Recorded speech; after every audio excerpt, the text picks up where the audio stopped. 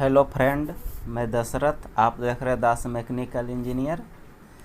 आज हम बात कर रहे हैं थ्रेडिंग का। जैसे कि कुछ दिन पहले हमारे एक ऑडियंस ने व्हाट्सएप पर ये चार्ट का फ़ोटो भेजे हैं और उन्होंने सवाल किया हमारे पास कि अगर हमारे पास 110 का गियर नहीं रहेगा तो 22 का चूड़ी कटेगा कि नहीं कटेगा। हमारे पास 110 का गियर नहीं है और 22 का चूड़ी हम कैसे कटिंग करें। 22 का हो गया, 11 का हो गया और 5.5 का हो गया।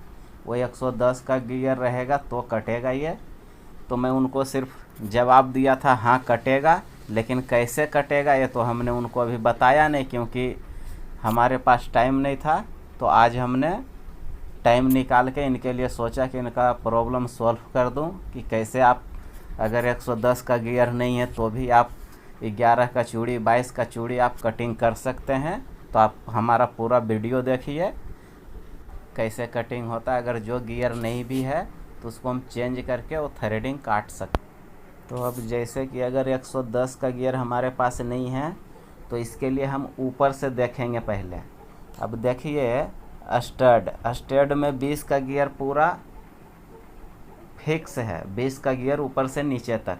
पिन का गियर तो न्यूट्रल गियर है। ये स्टड का और स्क्रू का गियर को मैच करने के लिए बीच में कोई सा भी एक गियर डाल दिए गए हैं। तो ये स्क्रू का गियर चेंजिंग है। और इसमें एक चीज़ और देखिए, ABC यानी कि ACB का ऑप्शन है इसमें।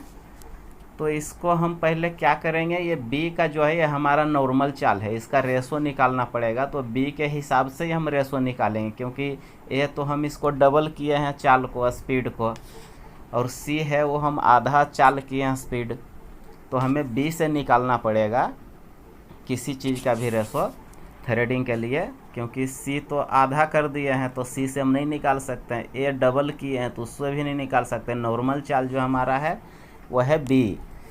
तो अब ये देखिए, पहले ये 4 का जो चूड़ी है, 4 का चूड़ी काटने के लिए कितने का गियर लगा हुआ है। 20 छोड़ दीजिए, वो तो फिक्स है हमारा। अब हमें देखना है जो स्क्रू में जो गियर लगा हुआ है उसको हमें देखना है। तो ये हमें क्या कह रहा है, 4 का चूड़ी काटने के लिए 40 का गियर लगा है, 5 का चूड़ी काटने के लिए 50 का गियर लगा है, 6 का चूड़ी काटने के लिए 60 का गियर है, 7 का चूड़ी के लिए 70, 8 का चूड़ी के लिए 80।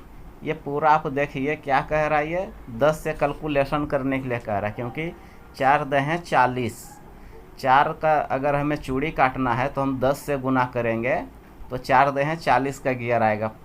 5 का चूड़ी काटना है तो 5 गुने 10 करेंगे, 5 दहें 50 का चूड़ी आया।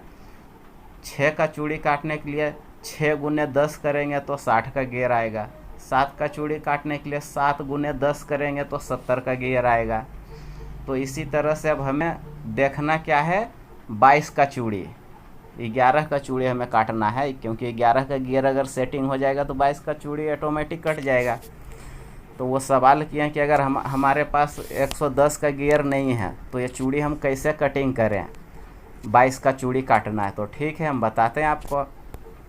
तो इसके लिए आप क्या करेंगे, पहले 11 का चूड़ी काटने के लिए 10 से गुना किए, 11 दहें के दहोतल से 110 का गियर लगा। ठीक है, अब हमें इसको क्या करना है, 110 का गियर और 20 का गियर, अब इसका रेशो हमें अब निकालना पड़ेगा, क्योंकि अब 2 गियर में तो ये कटेगा नहीं, 3 गियर में, हमें 4 गियर में ही काटना पड़ेगा, क्योंकि 110 का गियर अगर नहीं हमारे पास तो हम 4 गियर में ही काट सकते हैं 11 का चूड़ी और 22 का चूड़ी। अब 4 गियर सेटिंग करने के लिए हमें क्या करना पड़ेगा, पहले तो हमें इसका रेशो निकालना पड़ेगा। अब जैसे कि कैसे हम इसका रेशो निकालें, 20 है और ये 110 है, तो 110 को 20 से हम भागा देंगे, 110 को हम 20 से भागा देंगे तो कितना आया, अभी हम भागा कर, तो हमने 110 में 20 से भागा दिया तो 5.5 आया। इसका रेशो आया, क्या रेशो आया, 1/5, यानी कि हमारा 20 का गियर 5.5 राउंड घूमेगा तो 110 का गियर 1 राउंड घूमेगा। ये हमारा रेशो हुआ। तो अब हम चलते हैं गियर के पास, क्योंकि गियर के पास अगर हम आपको समझाएंगे तो अच्छा से समझ में आएगा। अब जैसे कि हमारा रेशो आया 1/5.5, तो 1/5.5 क्या है। अब जैसे कि स्टड का हो गया ये ऊपर का गियर, उसके बाद पिन का ये गियर हो गया बीच वाला, उसके बाद नीचे का जो हो गया वो स्क्रू गियर है। तो यहाँ तो चार्ट में 3 ही गियर लगा रखे हैं, लेकिन हमें 4 गियर लगाना पड़ेगा, क्योंकि 110 का गियर नहीं है, 100 का गियर डालेंगे। तो अब जैसे कि हम 110 का और 20 का ऊपर डाल के बीच में कोई एक न्यूट्रल मिला दिए तो रेशो आया 5.5, 1/5.5। तो अब हम इसमें गियर क्या चेंज करेंगे, कौन सा चेंज करेंगे। तो हम 110 का गियर ये निकाल के एक 100 का गियर हम डालेंगे। यहाँ 100 का गियर लगाएंगे स्क्रू में, 100 का गियर डाल दिए। जब हम यहाँ 100 का गियर डालेंगे तो ये जो गियर टच होगा सी में, तो सी का गियर हम 50 का डालेंगे, सी का गियर 50 का डालेंगे। और ये बी का गियर जो है वो ये में जो टच है वो हम बी में डालेंगे 55 का गियर, ऊपर 20 का गियर है। अब हम इसका रेशो देखते हैं कि हमारा 1/5.5 है कि नहीं, क्योंकि 110 हटा के हम 100 का डाल दिए हैं, 100, 50, 55, 20। अब हम इसका रेशो देखो आपको बताते हैं। अब जैसे ये 100 का गियर है, तो ये 100 का गियर हमारा 1 राउंड घूमा, तो फिर ये जो है सी में जो गियर टच में है वो सी का गियर कितने राउंड घूमेगा, वो 50 का गियर है। तो ये 100 राउंड घूमेगा, तो ये 50 का गियर 2 राउंड घूमेगा। 100 का गियर 1 राउंड, तो 50 का गियर 2 राउंड घूमेगा। अब 50 के गियर जो पिन में लगा हुआ उसमें हम 55 का गियर डाल रखे हैं। जब 55 का हमारा 2 राउंड घूमेगा, क्योंकि जब ये 50 का गियर 2 राउंड घूम रहा है पिन वाला गियर, तो हमारा जो 55 का गियर लगा हुआ है वो भी हमारा 2 राउंड ही घूमेगा। जब वो 2 राउंड घूमेगा तो हमारा ये 20 का गियर कितने राउंड घूमेगा, इसके लिए आप कैलकुलेशन अभी करते हैं। जैसे 55 का गियर हो गया 2 राउंड घूमा, तो 20 का गियर कितने राउंड घूमता, हम अभी कैलकुलेशन करके आपको बताते हैं।